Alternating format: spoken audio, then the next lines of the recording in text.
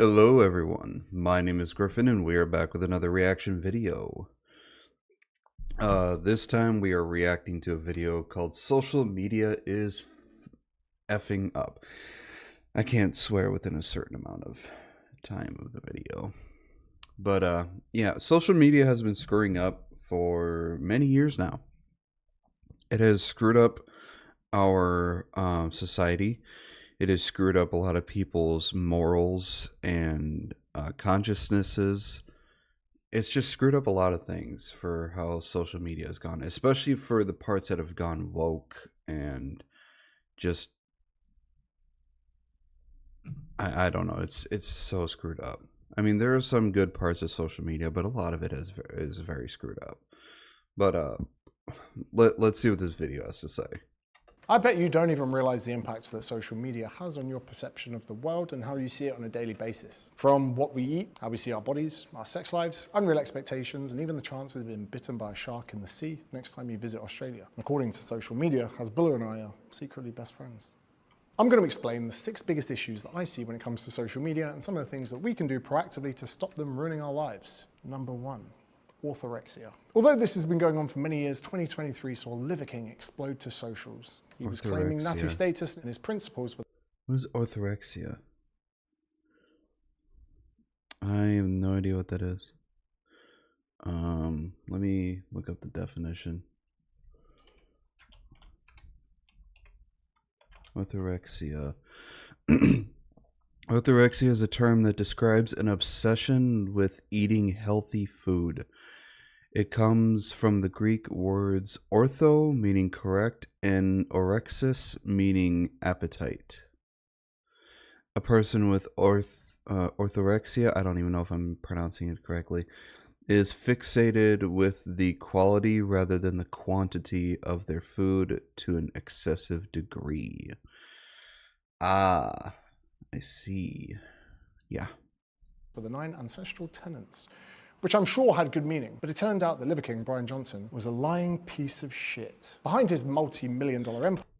I heard a lot about the things surrounding the Liver King, of the stuff he was trying to sell and that he wasn't doping or whatever or whatnot. I can't remember if it was proven that he was or whatever, but the stuff that he eats, I think...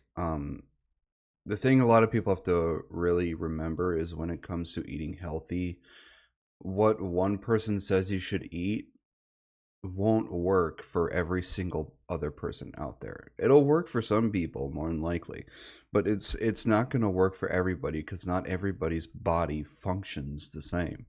Not everybody's body will take to it the same. So you have to take a lot of the things, a lot of these influencers and everyone says with a grain of salt. I mean, you could try it to see if it works for you, but you also have to remember that it probably won't. But you have to find out what thing is right for you, what works best for you, and what you are comfortable with. So... based on improving lives with supplementation regimes was excessive steroid and growth hormone use, which actually borderlines more of abuse. In a bid to grow his business to the largest possible heights, he had to deceive millions of people to get there. 2024 saw a brand new meme page, Eddie Abu. Like Liver King, people flock to something that must be novel, that must be superior to just exercising more and having a more balanced diet. The more crazy, the more insane the character is, the more we just cannot resist flocking to that rather than just sensible advice that's backed by science. The hell? I think somebody probably either followed me on Twitch or just subbed to my page. What the hell? And in the space of a year, we went from eating testicles and living primal to labeling the majority of foods as shit and abolishing it. A lot of the foods we have nowadays is actually shit because a lot of it is processed foods. It has a lot of chemicals in there that shouldn't be in there. A lot of stuff we eat should probably be more organic. That would probably be better for us, but I would say be careful what you eat because not a lot of it is actually healthy, even though it's labeled as healthy. But yeah, I'd say, you know, read up on what you should and you shouldn't eat. but make sure a lot of the stuff you read up on is very consistent throughout everything else you read up on. Because, again, you can't really believe everything you read on the internet. Anything that isn't meat and eggs is being terrible for your health. You may even recall that Eddie Abu recently said that if you're depressed, it's because of your diet. So if you're out there on antidepressants and you're thinking about Your diet can...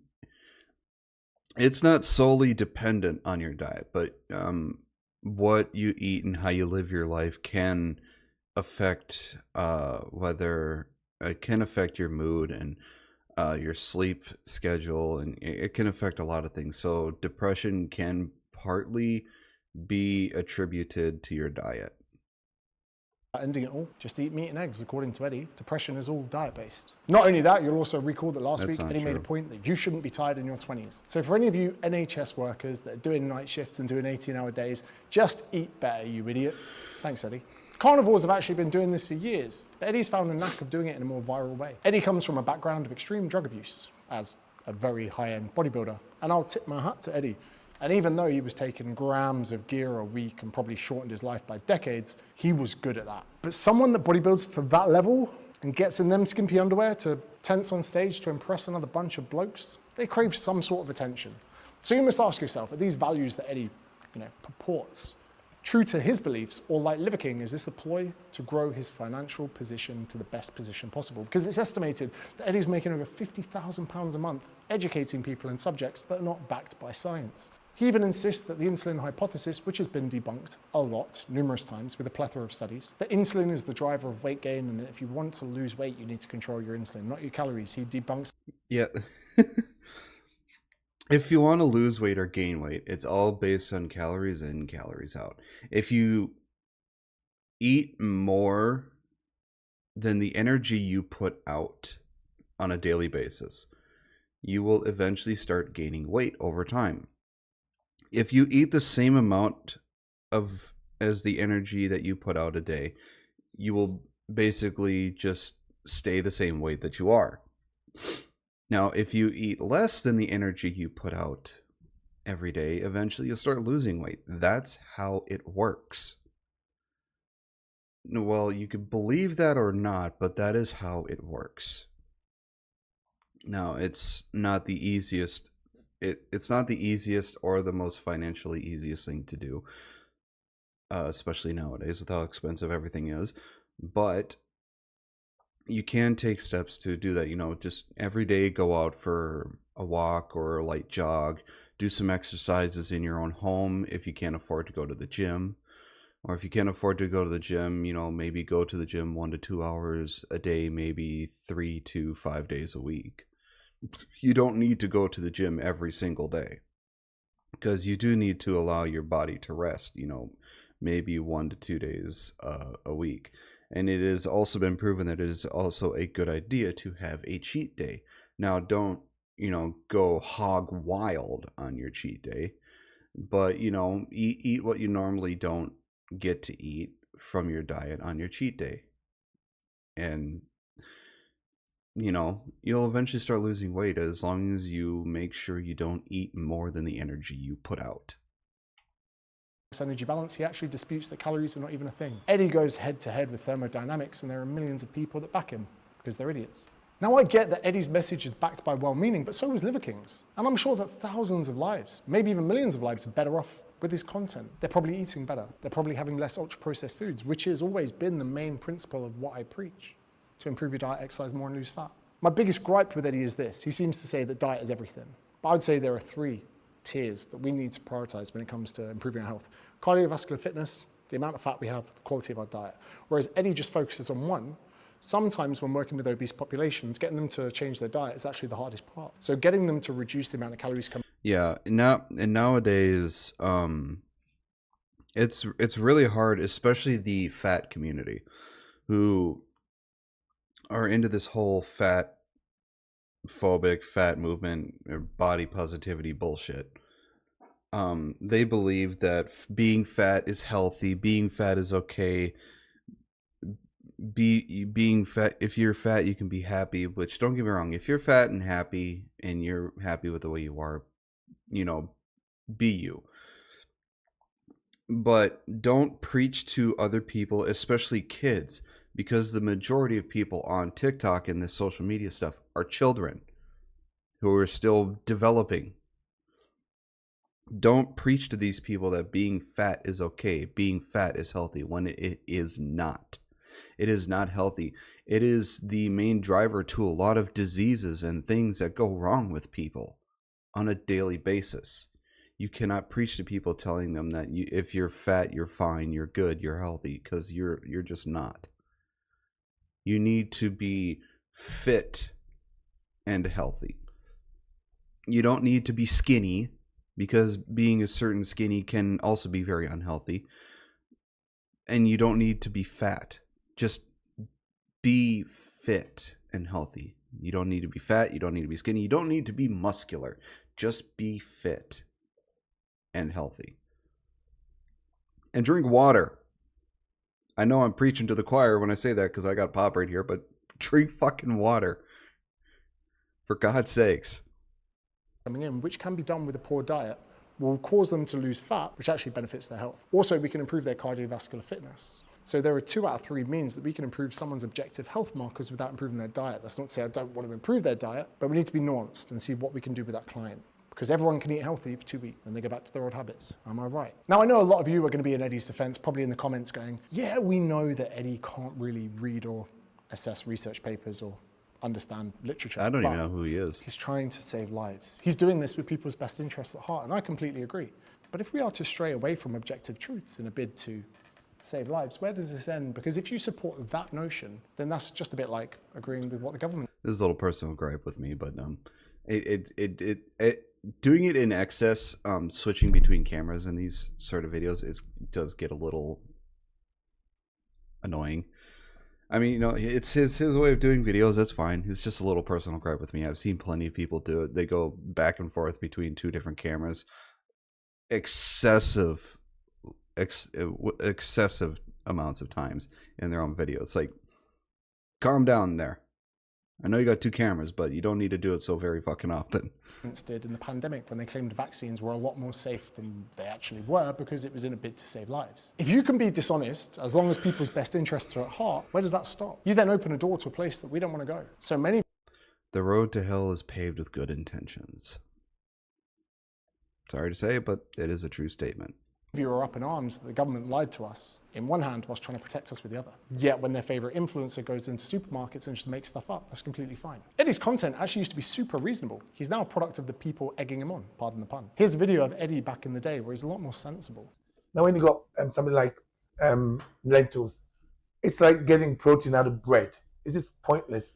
His stances on things are a lot less polarizing, and he's a lot actually closer to an evidence-based standpoint on nutrition. But unfortunately, that doesn't bang millions of views. The further you go from the objective truth, the easier it is to get people as part of your cult, and therefore make lots of money from it. Look at the Mormons or Scientology. Pretty sure they make more money than Christianity, and their story is whack. Which brings me on to number 2, body image issues and the algorithm. Everyone nowadays wants to be a fitness influencer because it pays well and you can work remote from a laptop in Bali. But out of the tens of thousands of people doing it, only the most confident, best looking, best physiqued ones will stop you in your tracks. Your eyes may admire the male or female physiques, then boom, you are done. The algorithm then knows that you want to see more of that. The more younger, the more chiseled. Anyone not in that top 1% shape, you'll swipe past. Before you know, your feed is curated with the best, and the top of the algorithm of these fittest, best looking babes. And every time you go on your phone, you're just flocked and you can't stop looking at them. You try swiping away, but the algorithm knows what you're doing, knows you like the babes. Sharing it into the boys group chat doesn't. What? Imagine if I was to get the top 10,000 business owners, and then I said, hey, let's just go mingle with the top 50 of those. You'd then feel that your own entrepreneurial talent was not even worth pursuing. But in any cohort of humans, if you look at the top 1%, you're gonna feel damn depressed from it. You must realize that every time you go on social media, you are skimming the top percentile of winners. It's not reality, it's not real life. Which brings me on to number 3, dating. There's a fantastic guy called Rory Sutherland who did a podcast with Chris Williamson, and he makes an exceptional point about recruiting, talent, and dating. And here's a clip of Rory Sutherland, by the way. Big credit to Modern Wisdom Podcast too. I know I'm business partner with Chris, but his guests have been exceptional recently.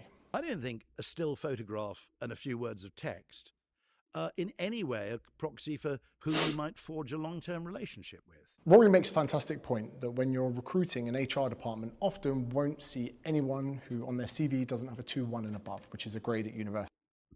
Dating nowadays is just, oh my god. Especially, I believe social media has had a major impact on the dating pool and dating life for pretty much the entire community.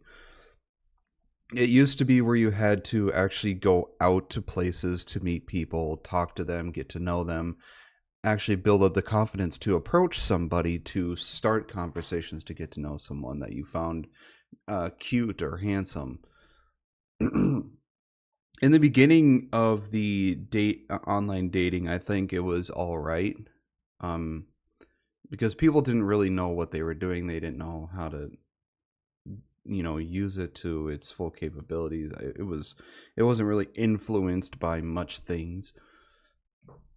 I mean, I used to be on one called plentyoffish.com, and it was fine. I think I've met maybe a couple of people off of there, but unfortunately it didn't work out.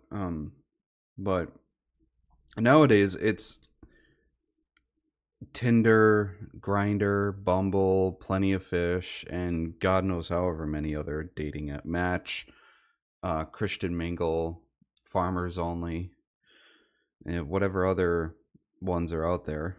There's probably like 50,000 more of them.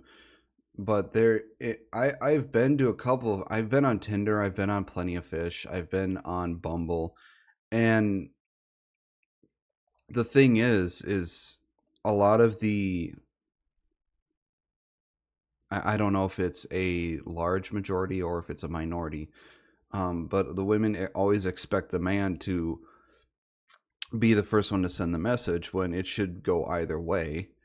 And I'd say probably more than half of each of the site is just filled with bots and filled with people trying to get you to go to a certain site to verify yourself, or go to a cam site, or go to a site, or go to their Instagram or WhatsApp to get them to message you so they can try and cohort you to go to their OnlyFans or their webcam site or whatever.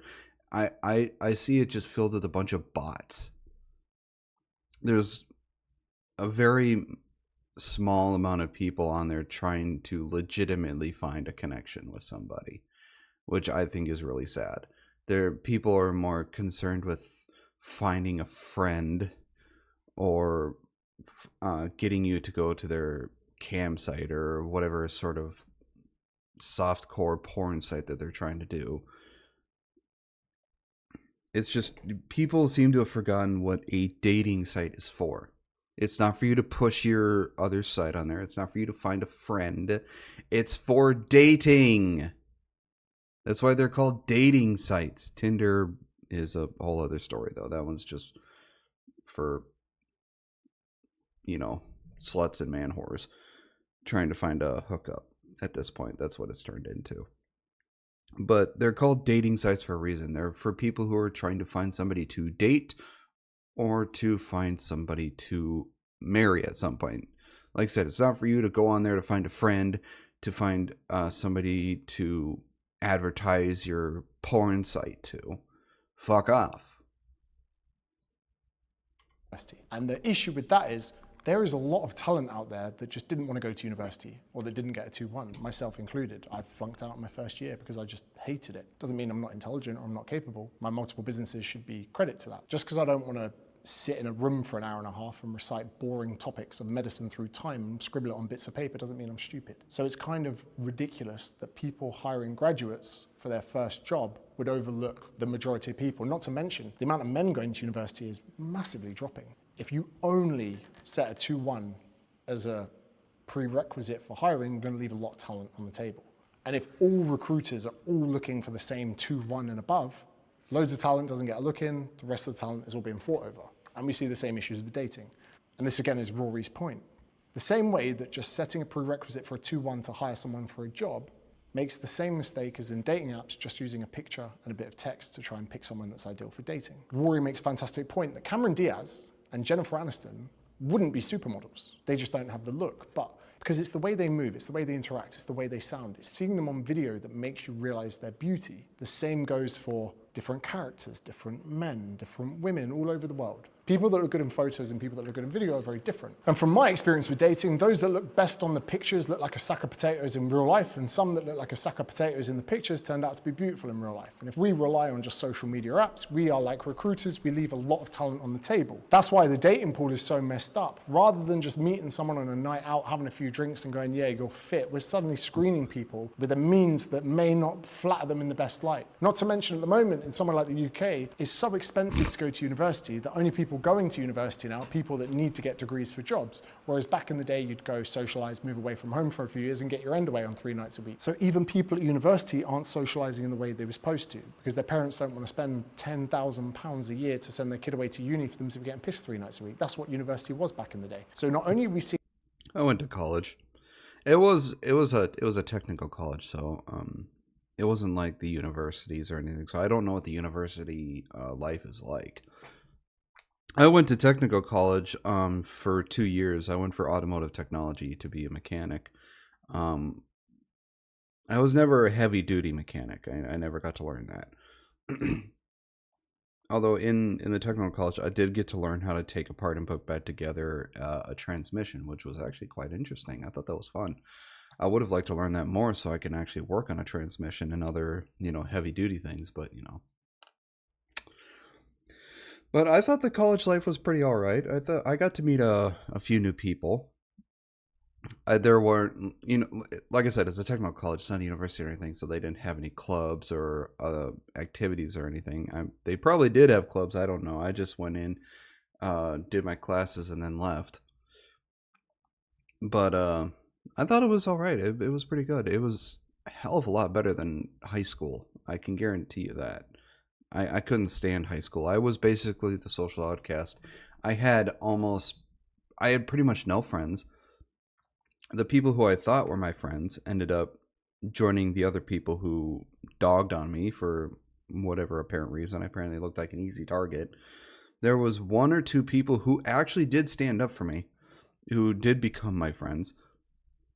And surprisingly, I ended up getting at least 1 girlfriend during that time. I was surprised myself. But yeah, college life was actually a lot better than high school. I have to admit, it was. It wasn't, with all this woke and bullshit in it, thankfully. But yeah, college was pretty fun. I don't ever want to go back to school, though. I fucking hate school. Degrading relationships with food, rates of orthorexia going up. Not are we only seeing social media making people feel depressed about the fact they don't have a six-pack, we're now seeing people that get depressed because they can't find a decent partner or someone to go on a date with because they're relying wholly on social media apps that are largely flawed to find a partner. It's very important that you're proactive in person, that you find good talent. Which brings us on to number 4, anabolic steroids. Alan Richardson portrays the character in Reacher, and I like Alan Richardson. I think he's a dreamy bloke. I watched the first 2 episodes, and let me tell you. Oh, this guy. I think he's pretty fucking cool, man. There were some people who wanted him to be or hoping for him to be the next Batman. Honestly, I can see him as Batman. I think he would make a wonderful Batman. I could not stop looking at his muscles and his hairline. You seen Jack Reacher? Not seen him? No, he is? What do you do with your life? Crypto, you fucking waste man. This guy's 40. He's jacked. And he's got a perfect hairline. So I'm like, look, I know you're getting a bit testy with the old... So how are you keeping that immaculate hairline whilst running tests? How is this fair? He's been an actor for like 10 years, and this guy is top percentile genetics. But the second this guy goes on a few 100 milligrams of test a week, boom! Men's Health want him on the front cover. What does that say? That you can be an elite man, look in a great way. The guy's like 6'2", very good looking, immaculate, but stick the guy on a bit of test, Men's Health go, now we are ready to have you to depict what fitness is to the people. Let me get the cover out. That guy. And this is the thing, it says, fit at any age, more muscle, more energy, and every decade of your life. How old is that guy? Jacked Reacher finally gets huge. You got young dudes looking at this guy as aspiration. You're in the gym slaying it day in, day out, trying to be the best version of yourself. and you've got a living, breathing encapsulation that if you were to just add testosterone to your life and pin yourself forever, your career could take off. I'll say this to everybody out there. Don't do steroids unless you are medically, unless you're medically prescribed steroids for a medical reason. Unless you're prescribed it for a medical reason, don't fucking take it. You can naturally get those muscles. Not to the point that steroids can do it, but I honestly think when it comes to naturally built muscles, I think they look a lot better than the steroid ones. It just it looks cleaner, honestly. It looks cleaner, looks better, looks healthier than the steroids one. The steroids ones just look, it's just not good, man. It's just not. Do it naturally, people. It may take a lot more work and a lot more effort. It may take a lot more time, but it is more worth it than it is to take steroids. So just do it naturally, people. Nice one, Men's Health. As if you weren't plebs before, putting unaspirable physiques. Because you're the issue, Men's Health. You literally take the top percentile of what you call men that haven't eaten in a while, and you put them on the front cover of your magazine. There are real great men that don't have six packs. There are real men in great bids of health that don't have model physiques. And I just hate what your magazine is about. 6-minute ab routines. Hey, try this exercise. There's no periodization, no education, because if people actually understood the principles, they wouldn't read your shite. Oh, who's currently on cycle? Let's get a picture of them on the front cover. Plebs. Come on, bro. The number 5, the availability bias. And I know I've covered this in a few videos before, but in essence, the information that's available to us makes us paint a reality of the world, not really how it is. For instance, I'm here literally a few hundred meters away from the sea in Australia. Every time I go out and swim, my mind does the same thing as you, going sharks, but I'm way more likely to drown. Bondi Rescue made a whole TV show about people drowning at the beach, not shark attacks. But every time there's a shark attack, everyone knows about it. Every time there's a drowning, no one cares. Yeah, you're more likely to drown in the ocean than you are getting attacked by a shark. Shark attacks are very, very few and far between. It's been even proven that they don't even really like humans. They don't think we taste very good. They prefer the sea life over a human. I think, unless it's a great white, they're pretty much more afraid of us. They don't care for us. You know, as long as we leave them alone, and as long as we don't try and make ourselves look like a sea otter or a snack, we're fine. We're more likely to get dragged in by a riptide or drown or probably get attacked by a jellyfish than we are getting attacked by a shark. You can literally walk down to Bondi Beach and watch people walk Cows kill more people than sharks. That should tell you something. into the ocean fully clothed with jeans on and get sucked into a rip, because the problem is, I'm British. I can name 5 different species of shark, but I still can't spot the rip, which is where the water goes out, because I can look at the waves. And the thing is, say you're going for a little swim, you're like, oh, nice waves, nice waves. Oh, there's a little gap where there's no waves. Rip, swim in, out your depth, dead. It's the same as the lottery. You spend enough, this is you, mate. Crypto, mate. No one knows a lottery winner, but they see one on TV. So they go, oh my God, I need to do the lottery. And then they don't just give them the money. They get the person to come on TV, give them the massive check. Get out there, look at Trevor. Look at fat Trevor. He won 10 million, this could be you. They throw it in your face to make you feel like it could happen when statistically it really can't. The same as you with your crypto lot. You truly believe You have a better chance of being struck by lightning than you do winning the lottery. And even then, you don't even get 50% of it when you win it. Look at the Mega Million and the Powerball. The person who got, both of them ended up winning when they were, I think, over a billion. They won't even get half of that. If they get the cash value, they won't even get half of it. They'll probably get anywhere between probably 3 and 5 million after all the taxes and all the shit has been taken out, depending on what state they live in. They'll get significantly more if they take the yearly payment, which is paid over 30 years. But after the taxes and everything, you get significantly less than what it is, which I think is fucking stupid. that crypto is your way out because you only subscribe to the people that have done well with crypto, because the tens of thousands and millions of people that lost huge amounts of money in crypto remain silent, which paints a reality of the world that isn't true. But every time you feel depressed about your stance on crypto, there you go and delve into looking for more information to back up your exist so you can feel like crypto is a smart investment. That check they use on TV doesn't even work. They go to the bank and the bank's telling them to piss off. And the only thing worse than social media of how it's messing up how we see the world and everything within it is the current state of misinformation on podcasts. And if you want to understand the downfall of modern podcasts, then you'll have to watch the video I made about it right here. If you've already seen that video, thanks for watching. Bye-bye. I bet you don't. Well, that was social media is fucking us up, which I truly believe it is. There's a lot of misinformation. There's a lot of things in our society that has been corrupted, been fucked up because of social media. Dating life has been fucked up. People's sense of reality, their morals, their respect, their conscience,